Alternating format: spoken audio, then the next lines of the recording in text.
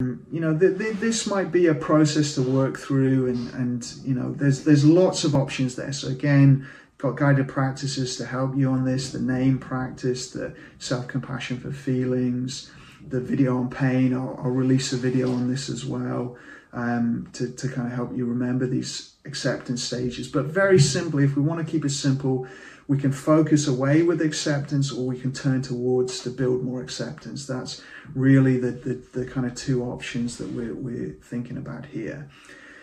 And it's tough, you know, it's difficult to do it. You know, and sometimes we can see it as a training, really, that it's a practice. And you know, no one's pain is the same. Everyone has different pain. You know, I've worked with people that, you know, I worked with one person that they'd had a heart attack, and because of that, their whole body had been put into pain. You know, it had triggered this full body pain reaction that no one could kind of explain for them, and it was ongoing, and they were facing struggles and difficulties in their support network as well. And that kind of pain, you know, is just so much to bear, so difficult. And so, you know, we never want to do pain comparison. Our pain is our pain. But we also want to acknowledge that within our pain, you know, there are huge examples like that one and other people. It can really vary. And even in our own pain, there can be easier days and really intense, difficult days. And, you know, none of the acceptance piece is saying you're to blame for your pain or anything like that. But it's how can we interact with it in a way that frees up our attention, our energy to do things that are supportive, so that we're not caught in that judging, analyzing, worrying, thought reaction, body reaction to the pain, or scanning, threat-based attention when our mind is scanning and checking all the time. Is it there? What level is it? I want it to go.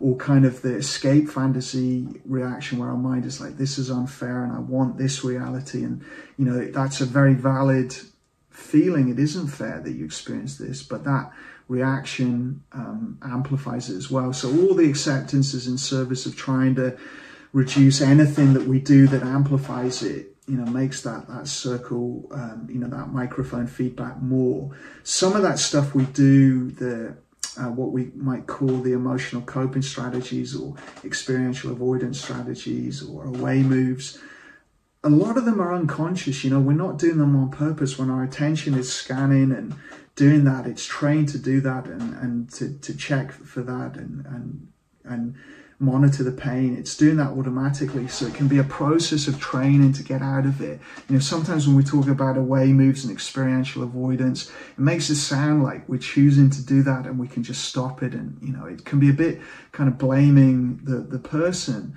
or it can sound like that when it's delivered wrongly. We're not saying that, you know, some of it, the situation, the pain and everything is so difficult that who wouldn't, you know, be doing that in response to it. It's just human to react that way when pain is super high, like my example of the client I had that, you know, had this whole body experience. I mean, who isn't going to be, you know, reacting in that way to that kind of thing?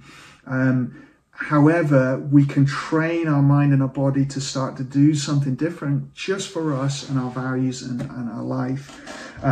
So give it all a try, you know, practice this with the pain, do the acceptance work. If it's too difficult to turn towards it right now, then get your mind out, get your mind into the world and into different things, and just acknowledge the pain, just sort of notice it as it comes up and grabs your attention.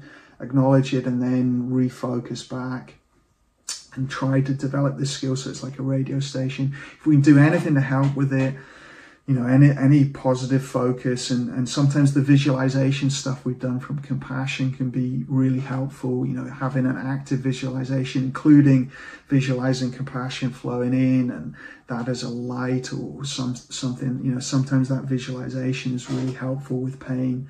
But give it all a try, you know, keep practicing it. Use the signal of the pain as feedback for self-care and self-compassion, so it becomes an anchor. Every time the pain is there and intensely, you're doing a self-compassion practice in your mind, and it's triggering kind, supportive behaviors as much as you can. you know, that can be a really good function of pain, linking it as a reminder. So it's like an alarm going off for self-care and self-compassion inside. And whilst acknowledging this is so tough, you know, I've dealt with, you know, I've worked with so many people dealing with this pain, and everyone struggles with this in different ways. And it's so difficult. And I've had this myself in my life. Like I have arthritis, and I have, you know, I do have some pain myself that varies and comes and goes. And when I used to meditate for longer periods and I used to sit because of this, you know, sit cross-legged, I had immense pain at times, like really unbearable, you know, high levels of pain, you know, kind of blinding pain, as you might call, or, you know, unbearable. And you can get better and better at this with that.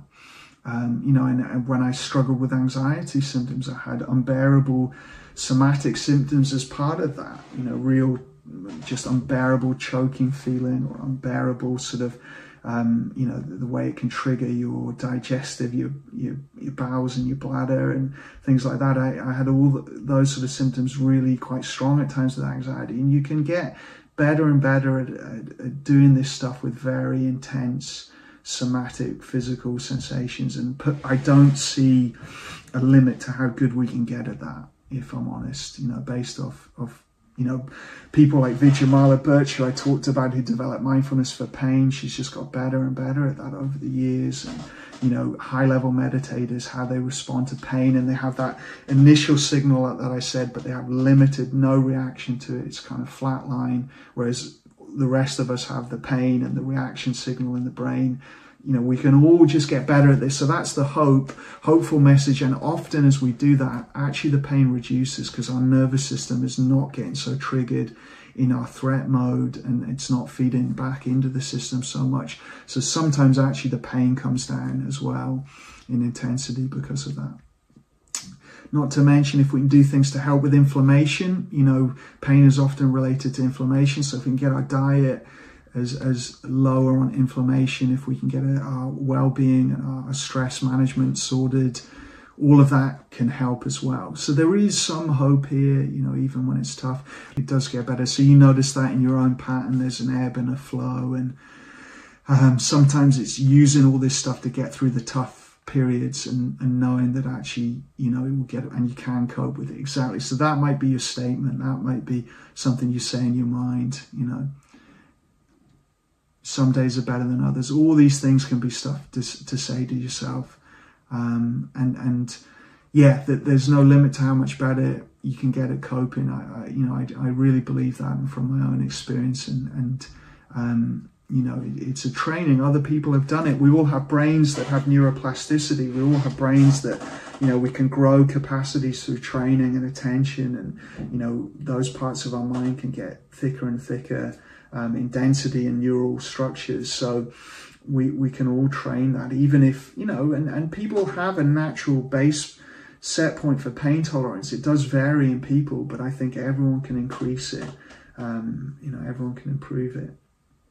And we can also do a lot for our nervous system to help with that side of things.